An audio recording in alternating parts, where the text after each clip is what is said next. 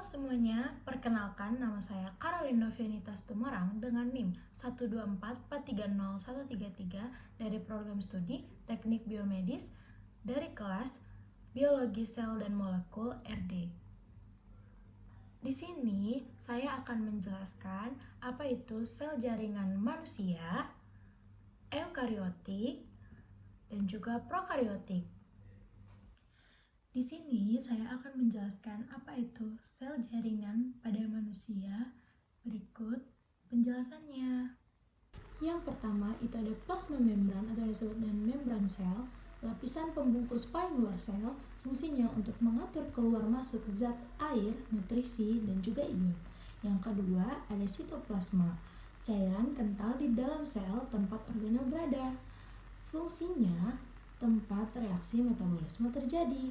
Yang ketiga, ada nukleus atau yang disebut dengan inti sel, pusat kontrol sel yang berisi DNA. Fungsinya mengatur aktivitas sel dan juga pembelahan sel. Lalu yang keempat, ada nuklear membran atau yang disebut dengan membran inti, selubung yang membungkus inti sel.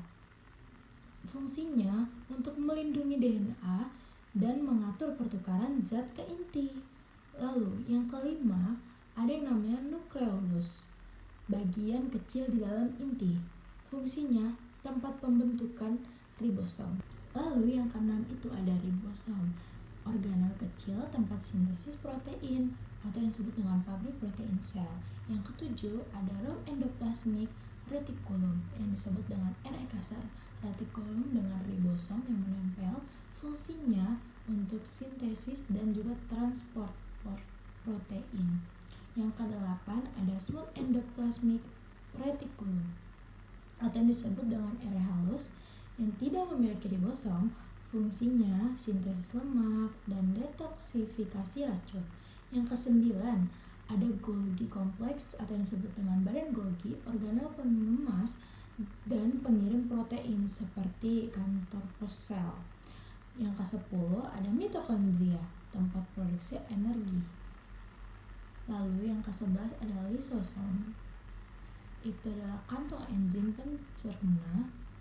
Fungsinya menghancurkan zat sisa dan organel rusak.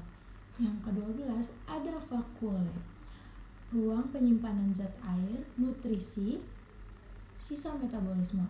Yang ke-13 centrioles, berperan dalam pembelahan sel, membentuk benang spindle. Lalu yang ke-14 ada mikrotubulus, yang dimana itu bagian sitoskeleton. Fungsinya menjaga sel dan jalur transportasi organel. Yang ke-15 ada mikrofili, tonjolan kecil pada permukaan sel yang fungsinya untuk memperluas permukaan penyerapan, misalnya pada usus. Di sini saya akan menjelaskan apa perbedaan prokariotik dan juga eukariotik. Sel prokariotik sel yang sederhana, tidak punya inti sel sejati dan DNA-nya langsung berada di dalam sitoplasma. Contohnya bakteri, ukurannya yang kecil, strukturnya simpel dan tidak memiliki organel bermembran seperti mitokondria. Sedangkan sel eukariotik lebih kompleks, punya inti sel yang jelas dan memiliki banyak organel dengan fungsi khusus. Sel eukariotik ada pada manusia, hewan, tumbuhan, dan juga jamur. Jadi intinya prokariotik itu sederhana, tanpa inti sejati. Eukariotik itu kompleks dengan inti sel. Mungkin itu saja penjelasan dari saya. Sekian, terima kasih.